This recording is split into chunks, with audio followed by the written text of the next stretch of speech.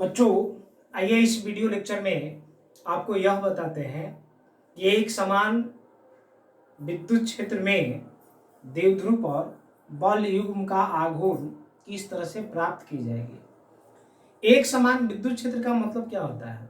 एक समान विद्युत क्षेत्र का मतलब हुआ जब विद्युत क्षेत्र रेखाएं एक दूसरे के समानांतर और एक दूसरे के बराबर हो तो इसे ही एक समान विद्युत क्षेत्र के नाम से हम लोग जानते हैं। यहाँ देखिए, एक समान विद्युत क्षेत्र को इस तरह से हम लोग दिखाते हैं। ये क्षेत्र रेखाएं हैं,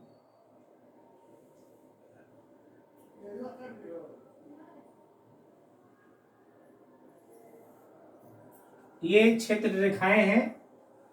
तो ये क्षेत्र रेखाएं एक दूसरे के समानांतर है और एक दूसरे के बराबर है। एक दूसरे के समानांतर है और एक दूसरे के बराबर है, तो इसे ही एक समान विद्युत क्षेत्र बोलेंगे। इसकी दिशा जो है देख रहे हैं, इस तरफ से और उस तरफ है।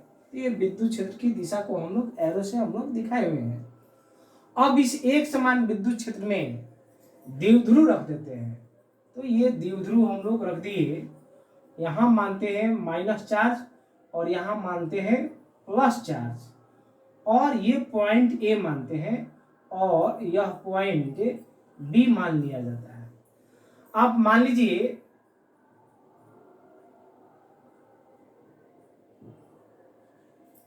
यह जो द्विध्रुव है अभी किसी एंगल पर है और वह एंगल हम लोग मान लिए थीटा।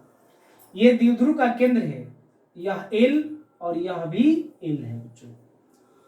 अब देखिए, चार्ज है, दो चार्ज है, प्लस क्यू और माइनस क्यू।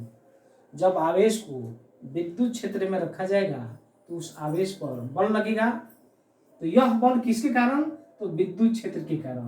तो इस आवेश पर इसके कारण भी बल लगेगा और इस आवेश पर इसके कारण भी बल लगेगा। यानी कि दोनों आवेशों के कारण जो है इस पर बल लगेगा।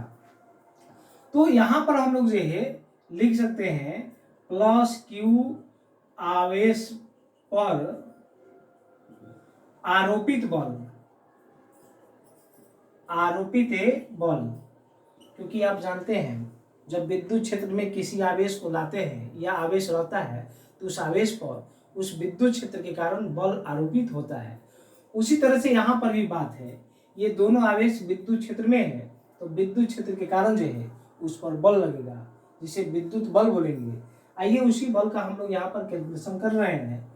तो यहाँ पर बल लिखेंगे आरोपित बल। जनरल फॉर्मूला देखिए क्या होता है बच्चों, E बराबर फॉर्मूला लिखते हैं F बाई क्यू नॉट। तो F बराबर लिखेंगे तो ये जगह क्यू नॉट और इंटू E वेक्टर फॉर्म में हम लोग लिख दिए, तो हम लोग इस तरह से लिखते हैं। अब प्लस क्यू आवेश पर बल निकालना है। ये जो क्यू नॉट है, क्यू नॉट की जगह हम लोग क्या ले लेंगे, कैपिटल क्यू ले लेंगे, और ये पॉजिटिव चार्ज है तो बल आपका इतना हो जाएगा क्यू ई। तो ये लिख पाएंगे हम लोग क्यू ई। उसी तरह से माइनस क्यू आवेश पर आरोपित बल, तो ये आरोपित बल लेंगे। अब देखिए, अब इस आवेश यानी कि क्यू नॉट की जगह अब माइनस क्यू लेंगे। जब आप माइनस क्यू लेंगे तो आप देखेंगे माइनस क्यू और ये हो जाएगा ई। तो यहाँ लिख पाएंगे माइनस क्यू और ये लिख पाएंगे ई। अब देखिए, ये जो बल है आप देख रहे हैं क्यू ई, यानी कि जब पॉजिटिव चार्ज लिए हैं तो देखेंगे यहाँ पर ई और एफ दोनों का दिशा एक ही तरफ है। साइन पॉजिटिव आता है, इसका मतलब हुआ कि फोर्स का और ई का, विद्युत क्षेत्र की तीव्रता का, दोनों का दिशा एक ही तरफ है। तो ई तो ऑलरेडी पहले से उधर है, इसलिए इस पर बल की जो दिशा हो जाएगी इस तरफ हो जाएगी और यह आप लिख पाएंगे क्यू ई। यहाँ पर जब हम लोग आवेश ऋणात्मक लिए हैं तो अब यहाँ पर देखेंगे F equal to minus q E आया है। माइनस चिन्ह यह बताता है बच्चों कि ई और एफ दोनों एक दूसरे के विपरीत दिशा में है। तो विपरीत, ई तो पहले से उधर है और बल की दिशा इस तरफ हो जाएगी और यह हो जाएगा क्यू ई। ये दिशा इधर क्यों दिखाया गया है और यह दिशा इधर क्यों दिखाया गया है, ये आपको अब स्पष्ट हो चुका होगा क्योंकि यहाँ पर माइनस आया है।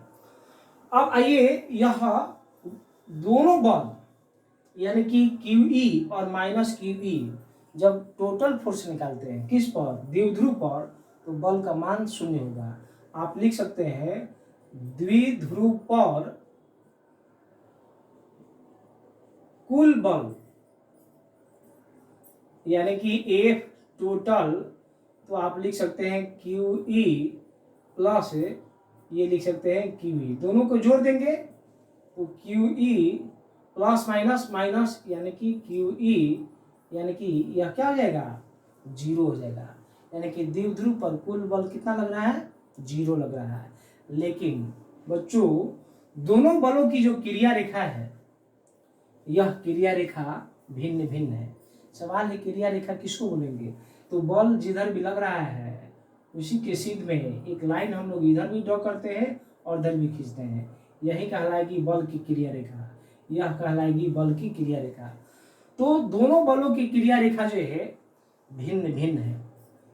तो दोनों बलों की क्रिया रेखा भिन्न भिन्न होने के कारण ये दोनों बल एक युग्म बनाते हैं, जिसे बल युग्म के नाम से हम लोग जानते हैं।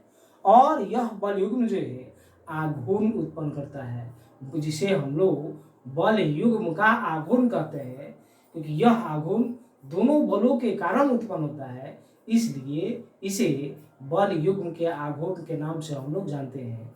इसी बल युग्म के आघूर्ण का यहाँ पर व्यंजक प्राप्त करना है। अब देखिए बच्चों, इसको थोड़ा सा हम लोग यहाँ पर स्पष्ट समझते हैं। मान लीजिए कि ये कोई पिंड है, कोई वस्तु है, एक फोर्स इधर लगा और दूसरा फोर्स इधर लगा, एक फोर्स इधर लगा और दूसरा फोर्स इधर लगा, और सेम पॉइंट पर लग रहा है। अगर दोनों बलों का परिमाण बराबर हो और दिशा विपरीत हो तो यह बल इधर वाले बल को निष्फल कर देगा, कैंसिल कर देगा।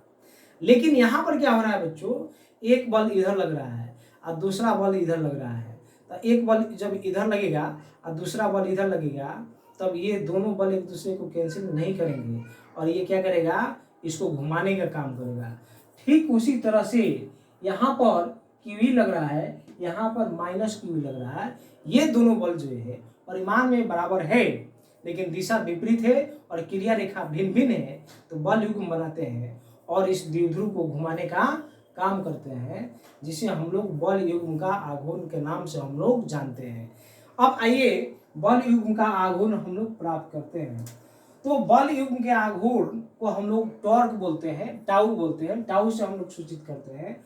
और आघूर्ण बराबर यहाँ फॉर्मूला लिख सकते हैं, बल युग्म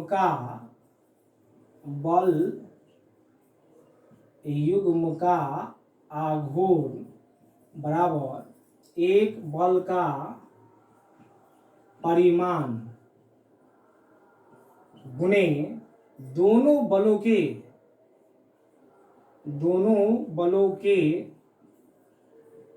बीच की लांबिक दूरी। अब सवाल है लांबिक दूरी किसे कहेंगे, तो देखिए बच्चों, हम लोग इसको आगे की तरफ बढ़ाते हैं और यहाँ से एक लंब ड्रॉ कर देते हैं। जो लंब खींचेंगे तो ये बी, इस पॉइंट को मान लीजिए एम, तो जो बी एम है इसे ही हम लोग लांबिक दूरी कहते हैं। यानी कि दो समानांतर रेखाओं अगर दिया गया है तो ये समानांतर है, देख रहे हैं ये, और इसके बीच एक लंब रेखा ड्रॉ करते हैं, तो ये लांबिक जो दूरी होती है दो समानांतर रेखा को, उसी को लांबिक दूरी के नाम से हम लोग जानते हैं। और यहाँ लांबिक दूरी हो जाएगा बी एम। तो दोनों बलों में से एक बल का परिमाण, इसका भी परिमाण लीजिएगा तो मोड ले लेंगे तो क्यूई, और इसका भी ले लेंगे तो क्यूई।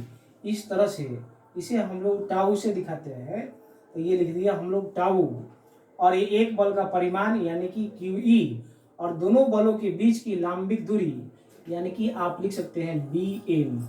और बी एम का मान कैसे रखेंगे, तो देखिए यहाँ पर बी एम का मान यहाँ निकालते हैं, यह एंगल थीटा है तो यह भी एंगल हो जाएगा थीटा।